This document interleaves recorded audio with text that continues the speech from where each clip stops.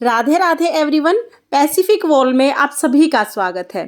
Friends, आज की video में हम जानेंगे कि माँ मंगला गौरी के व्रत की जब हम पूजा करते हैं तो अगले दिन हमें चौकी कैसे उठानी है। क्योंकि माँ मंगला गौरी के व्रत की पूजा में जो जो हम सामग्री यूज करते हैं उसमें सभी का विसर्जन नहीं किया जाता है, कुछ चीज़ों का विसर्जन किया जाता है, कुछ चीज़ें अपने पास रखी जाती हैं। तो देखिए, जब हम पूजन करेंगे तो पूजन के 5-10 मिनट के बाद ही जो भी हमने भोग सामग्री समर्पित की है वो हम वहां से उठा लेंगे और उसको सभी में प्रसाद स्वरूप बांट देंगे। और जिसने व्रत किया है वो भी व्रत करते समय इस प्रसाद में से कुछ प्रसाद ग्रहण करें, यानी अपने लिए भी प्रसाद आप जरूर रख लें। तो इस तरह तो हमें पूजा कर लेनी है। अगले दिन हमें चौकी उठानी है। तो देखिए, जैसे मंगलवार को व्रत करेंगे तो बुधवार को चौकी उठानी है। सुबह सुबह जो हमने आटे के दिए जलाए थे उन सभी में से जो अधजली बत्तियां हैं वो आप अलग निकाल लें और बाकी सारे आटे के दिए आप इकट्ठे कर लें। तो यहाँ पर देखिए, जो बत्तियां हैं वो मैंने अलग कर ली हैं। इसके बाद सारे दिए मैं एक साथ रख लूंगी और साथ में ही देखिए, जो आपने आटे का सिलबट्टा बनाया है वो भी आप इसी में रख ले। ये हम गाय को खिला देंगे। देखिए, जो दिए के आटे बनाए थे हमने, ये बिल्कुल पक चुके हैं क्योंकि इसमें दिया जला था तो अग्नि से बिल्कुल पक चुके हैं। इनको हम गाय को खिला देंगे। और अगर आपके आसपास कोई तालाब है तो आप मछलियों को भी ये खिला सकते हैं। तो हम इसको गाय को खिलाएंगे। और देखिए, पूजा में जो हमने माँ मंगला गौरी को 16 श्रृंगार चढ़ाए हैं ये हम अपने पास रख लेंगे। अगला जब व्रत होगा तब भी आप इसी 16 श्रृंगार को चढ़ा सकते हैं। आप चाहे तो आप नया भी ले सकते हैं, लेकिन नया लेने की जरूरत नहीं होती है। यही 16 श्रृंगार हम चढ़ा सकते हैं। साथ ही यही चुनरी हम ले सकते हैं। आपने चुनरी ली है तो आप चुनरी वही ले लीजिए, या साड़ी भी आपने चढ़ाई है तो आप उसी साड़ी को अगले व्रत में भी हम इसी सामग्री को चढ़ा सकते हैं। और जब सावन के सभी मंगलवार को मंगला गौरी का व्रत हो जाए उसके बाद हमें ये दान कर देना होता है। इसके बाद देखिए, जो भी हमने सिलबट्टा लिया था, अगर आपने आटे से बनाया है तो जो आटे के दिए हैं उनके साथ ही आप गाय को खिला दें। अगर पत्थर का सिलबट्टा आपने रखा है तो अगली पूजा में भी आप उन्हें यूज करें। उसी पत्थर के सिलबट्टे को आप दोबारा से पूजा में रखें। इसके बाद देखिए, जो हमने फूल पत्ते यूज किए हैं वो सभी फूल पत्ते आप किसी एक जगह पर इकट्ठा कर लें। तो ये सभी फूल पत्ते उठाकर मैं टोकरी में रख लूंगी। बाद में इसका विसर्जन कर देंगे। आप चाहें तो आप जल विसर्जन कर सकते हैं। जब आप पार्वती माता को विसर्जित करेंगे तो उसके साथ ही ये जितने भी फूल पत्ते हैं आप साथ ही विसर्जित कर सकते हैं, या तो आप इनको अलग से भूमि विसर्जित भी कर सकते हैं। फूल पत्ते जो है अगर आप उनको भूमि विसर्जित करेंगे तो ज़्यादा अच्छा रहता है क्योंकि इनका खाद बन जाता है। तो मैं तो लगभग जो भी फूल पत्ते यूज करती हूँ पूजा में उनका भूमि विसर्जन करती हूँ। तो आप भूमि विसर्जन कर दें या जल विसर्जन कर दें। आप चाहें तो जब मंगला गौरी माता को आप विसर्जित करेंगे तो उसके साथ भी आप ये सब चीज़ें विसर्जित कर सकते हैं। तो देखिए, यहाँ पर मैंने फूल पत्ते सब इकट्ठे कर लिए हैं, इनका हम विसर्जन कर देंगे।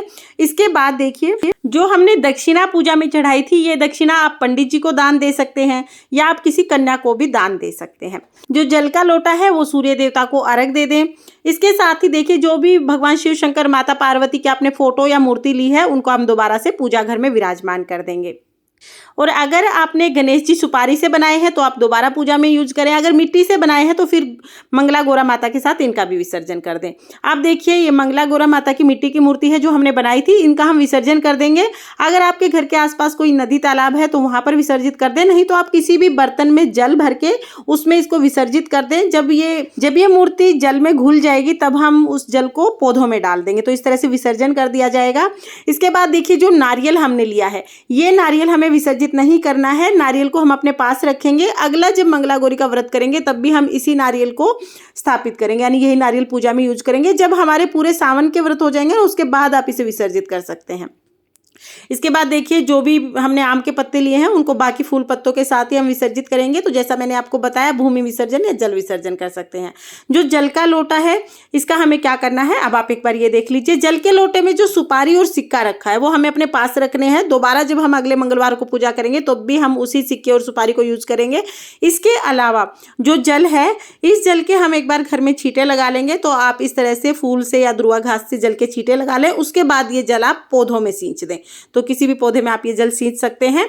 जो भी चावल हमने पूजा में यूज किए हैं, तो देखिए, अगर चावल ज़्यादा आपने यूज किए हैं तो आप इन चावलों को दान कर सकते हैं, या इनमें थोड़े से और चावल आप मिलाकर दान कर दीजिए। कम से कम इतने चावल हो कि किसी का एक समय का भोजन बन जाए। तो सबसे उत्तम तो यह है कि आप इन चावलों को दान कर दें। किसी पंडित को दान कर सकते हैं या किसी भी गरीब को, जिसको भी इनकी जरूरत है आप उन्हें दान कर सकते हैं।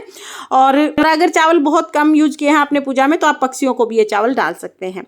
इसके बाद देखिए, जो जो चौकी पर जो कपड़ा बिछाया है उसे हम धोकर दोबारा साफ करके यूज करेंगे अगली पूजा में, और जो चौकी है उसको भी हम दोबारा पूजा में यूज करेंगे। तो देखिए इस तरह से हमें अपनी पूजा की चौकी उठानी है। एक बार मैं फिर बता देती हूँ, नारियल जो है वो वही यूज होता है हर बार पूजा में। जो श्रृंगार का सामान है वो भी हमें दोबारा लेने की जरूरत नहीं है। श्रृंगार का सामान, चुनरी, साड़ी जो आपने चढ़ाई है वो भी हम दोबारा चढ़ा सकते हैं। और जो मिट्टी के आपने मंगला गौरा मैया और गणेश जी बनाए हैं उनका विसर्जन किया जाएगा। साथ ही जितने भी फूल पत्ते आपने यूज किए हैं उन सबका भी विसर्जन कर दें।